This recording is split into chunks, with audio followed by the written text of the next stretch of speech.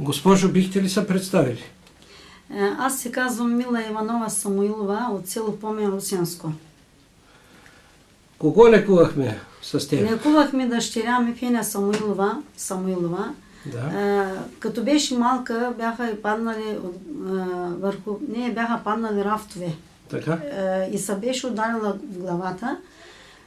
Ходихме да направим рентгенови снимки. Нямаше счупена на главата, обаче я прекарала сътресение на мозъка и ние го научихме чак когато дойдохме тук на преглед. А преди това рентгена не го откри? Не го откриха. Няма се счупена по черепа, обаче е прекарала сътресение на мозъка. Но тя получаваше припадъци. Но имаше припадъци. И за тия припадъци ние дойдохме при вас.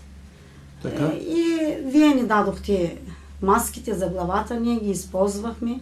Тя имаше чести припадъци, понякога през месец, понякога през 3 месеца, обаче много започнаха да очестяват. Да. След това, след лечението с тия маски, изчезнаха припадъците. Да. И тя много добре се чувства в момента.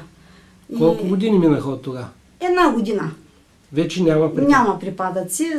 За тая година никакви припадъци не сме видели. Освен това, тя има силна чувствителност към всички прахови. Алергия има. Да. Много е чувствителна към пушека на цигарите. Да. Обаче с алергичните лекарства, с тия билки, продължително ги пие до последно.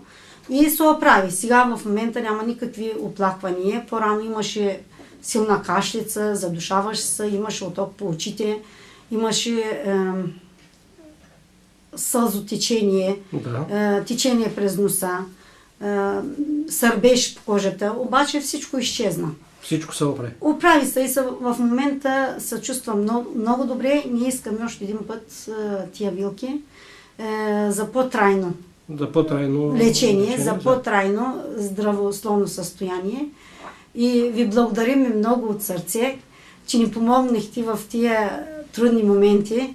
И ви пожелаваме дълги години да лекувате хората и ви пожелавам голям успех в професията и да научите младите на тия ваши да има кой да ме смени скъпоценни знания и да продължи на хората да раздавате здраве.